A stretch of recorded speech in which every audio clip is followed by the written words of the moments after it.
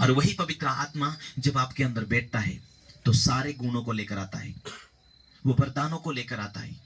वो चंगा करने वाला परमेश्वर का आत्मा आप में बैठा है। आने वाले दिनों में क्या होने वाला, वो आपसे बात करना शुरुआत करता है। तो उस पवित्र आत्मा को अपने जीवन में बुलाने और बैठाने के लिए अपना हृदय, अपना दिल प्रभु को दे देना। कैसे देना? आज तक मैं जूनी जिंदगी जी रहा था प्रभु, आज के बाद आगे का जीवन में प्रभु तेरे हाथों में सौंपना चाहता हूँ। वचन कहता, मांगने वालों को क्यों नहीं देगा परमेश्वर? देगा। पवित्र आत्मा मांगने वालों को वो देता है। खटखटाते रहो, मांगते रहो, प्रभु देगा। क्यों परमेश्वर अपनी आत्मा देना चाहता? वो चंगा करने वाला है, वो बात करने वाला है, वो शांति देने वाला है, वो हिम्मत देने वाला है, वो ताकत देने वाला है, वो हौसला देने वाला है, वो बात करने वाला है, वो दर्शनों से बात करता है, सपनों से बात करता है, वो चंगा करने वाला है। वो परमेश्वर का आत्मा, जो कीमती आत्मा हमें मिल जाएगा तो वो जैसा हमें वो बचा कर रखने वाला है, वो अंदरूनी रूप से हिम्मत देता है, वो बात करता है। Hallelujah, hallelujah. वो आत्मा जब आता है, कैंसर के गठान खत्म होने लगते हैं, बीमारी खत्म होने लगती है, शैतान की शक्तियां नाश होने लगती। पवित्र आत्मा बोलेगा चलो बीज बोना है, पवित्र आत्मा बोलेगा चलो भेंट देना है। क्या वचन में लिखा है पूरा करना है। पवित्र आत्मा वचनों के अंदर, वचनों को लिखवाने वाला कौन व्यक्ति? वो पवित्र आत्मा। और वही पवित्र आत्मा जब आप में बैठता है तो आपको वचनों की ओर ले जाता है। पवित्र आत्मा आपके मन में बात करता है वचनों के द्वारा। परमेश्वर के दासों की बातें मानो, बपतिस्मा ले लो, प्रार्थना करो, नम्र बन जाओ, माफ करने वाला बनो। ये सारी बातें जो वचन में लिखी है, वही पवित्र आत्मा अंदर से हिम्मत देता हुए परमेश्वर से जोड़ता है। क्यों आज्ञाकारी बनाता है तुम्हें? क्यों है परमेश्वर के नियमों के अनुसार जीने और चलने वाला बनाता है? क्योंकि परमेश्वर की ओर से तुम्हें मिला गया वो परमेश्वर की इच्छा पूरा करवा रहा है।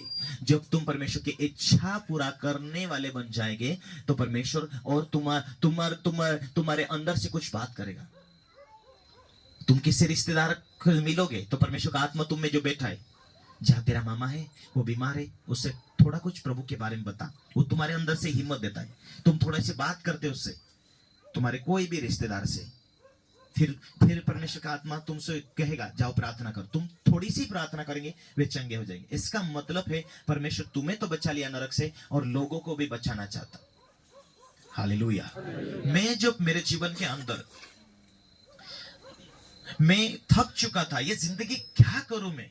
घर में तो बेटा अकेला ही हूं, जमीन जायदाद है, लेकिन उसमें भी मेरे बहुत सारे कर्जे होते जा रहे, बहुत सारी बीमारी मेरे परिवार में मुझे थका दिया। आप नहीं समझ पड़ रहा कि मैं क्या करूं। हालेलुया। जहां दूसरे गांव में जो टेलर अंकल का जो गांव है, उनका रिलेशन में एक रिश्तेदार वहां पर आया और उस टाइम में मैं थका हुआ था, मतलब अपनी जिंदगी में थक चुका था। कर्जे होते जा रहे, बीमारी थका दिया मुझे, मेरी गरीबी ने मुझे परेशान कर दिया और इतने घर में लड़ाई झगड़े होते थे। इस कारण मैं खुद खुशी करना चाहता था, मैं मर जाना चाहता था। कहीं मोटरसाइकिल ले जाना, कहीं ट्रक के नीचे अचानक डाल दूं और मैं मर जाऊं। लेकिन जब भी मेरी पत्नी को देखता था तो ये बहुत रोती थी, बच्चों का क्या होगा, तो ऐसे जिंदगी जी रहा दारू पीकर, हमारी फैमिली का क्या होगा, आप ऐसे जिंदगी जी रहे, आप ऐसा मत जियो। क्योंकि मुझे नहीं समझ आ रहा था कि मैं कर्जे से कैसे निकलूं, इस डिप्रेशन से कैसे निकलूं। मैं इस जीवन में तंग आ गया हूं, क्यों मैं जिया, क्यों मुझे मेरी माता ने क्यों मुझे बड़ा किया, क्योंकि मेरे जीवन में सफलता नहीं आ रही। मैं अपने जीवन में थक चुका था, इसलिए मैं मरना चाहता था। लेकिन मुझे बचाने के लिए परमेश्वर किसी को प्लानिंग बना के वहां तक लेकर आया। फिर एक व्यक्ति वहां पर, उनके बीच में कोई कार्यक्रम था, उनके कार्यक्रम में वो व्यक्ति छोड़ के आया मेरे पास, सरदार अरे परमेश्वर का प्लान हर व्यक्ति के लिए होता है, लेकिन प्रभु परमेश्वर की इच्छा हम जीना चाहिए। सरदार प्रभु के पीछे आओ ना, प्रभु के नियमों के अनुसार चलना शुरू करो ना। उसने मुझे व्यवस्था 28 निकाल के दिया। यहोवा आशीष देता है, यदि परमेश्वर के नियमों को तू चौकसी करेगा, चौकसी से पूरी करने में चित्त लगाकर उसकी सुनेगा, तू वचन को पूरा करेगा, चित्त लगाएगा, मतलब ध्यान करेगा तू। इस वचन में लिखा है मुझे दाएं बाएं नहीं मुड़ना, इसी वचन के अनुसार मुझे जीना है। दूसरे कैसे भी जीते हो, हे सरदार तू इस वचन को कभी पूरा करेगा, पाप ना करेगा, बुराई से बचा रहेगा और तू परमेश्वर के नियमों के अनुसार चलेगा, मेरे भाई, परमेश्वर स्वर्गों के रास्ते खोलने वाला प्रभु है। वो बात करने वाला है, वो जिंदा खुदा है। हर लोगों के लिए वो स्वर्ग छोड़कर आया, तेरे लिए भी आया है। बाइबल का परमेश्वर वो तेरे लिए स्वर्ग छोड़कर दुनिया में यीशु बनकर आया है। वो तेरे लिए, मेरे लिए, वो सबके लिए आया। वो मारा गया, गाड़ा गया, तीसरे दिन मुर्दों में से जीवित हुआ। वो जिंदा है, उसकी आत्मा को उसने यहाँ पर भेजा है वो मदद के लिए। लेकिन यदि तू नियमों को मान लेगा, ये बाइबल का परमेश्वर, मेरा परमेश्वर, उसमें लिखा है उसके अनुसार मैं जीऊंगा, ऐसा तू ठान लेगा तो तेरी जरूरत को पूरा करेगा। आइन टाइम पर तुझे बुद्धि देगा, तुझे बोलने वाला, हिम्मत वाला लड़का बनाएगा तुझे परमेश्वर, तुझे बुद्धि देगा। तू कितनी भी गरीबी से तू क्यों ना उठेगा, लेकिन परमेश्वर तुझे पहले बुद्धि देगा।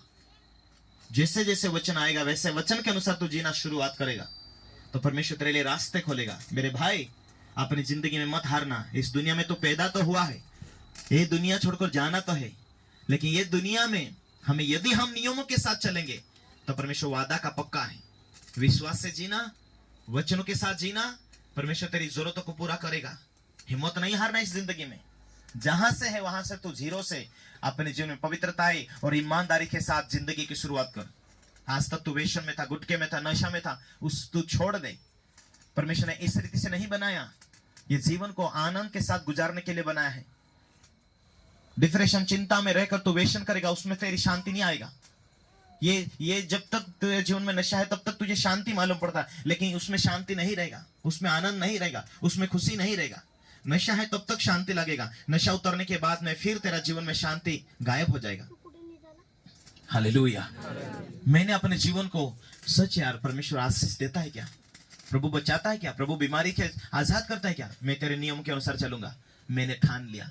2011 में मैंने बपतिस्मा लिया। मैंने अपने आप को, पूरे इलाके के अंदर कोई भी विश्वासी नहीं था, मैंने अपने आप को परमेश्वर के वचनों को पूरा करने के लिए ठाना। Hallelujah, hallelujah. बहुत सारे लोग मुझे देखकर, मुझे सुनकर, जितने इलाके में अपने लोग जो दिखाई देते, एक भी विश्वासी नहीं था। मैंने अपने जीवन को प्रभु के वचनों के अनुसार चलना शुरू किया। जिस दिन से मैंने बपतिस्मा लिया, मैंने गुटखा को छोड़ना, मुझे व्यसन को छोड़ना, जिस दिन से मैंने छोड़ा उस दिन से कभी मैंने दोबारा उस चीज की ओर ध्यान नहीं दिया। Hallelujah, hallelujah. मेरे इंपॉर्टेंट चीज पे नहीं था, परमेश्वर की सेवकाई के लिए मैं हाथ बढ़ाता था, देता था। जब भी प्रभु के दास आते थे मुझे खुशी होती थी। परमेश्वर मुझे बढ़ना है, परमेश्वर मुझे बढ़ना है। मीटिंग के लिए भूख रखता था, वचन को पढ़ता था, वचन को लिखता था। वही मेरा प्रचार बना, मेरी गवाही मेरा प्रचार बना।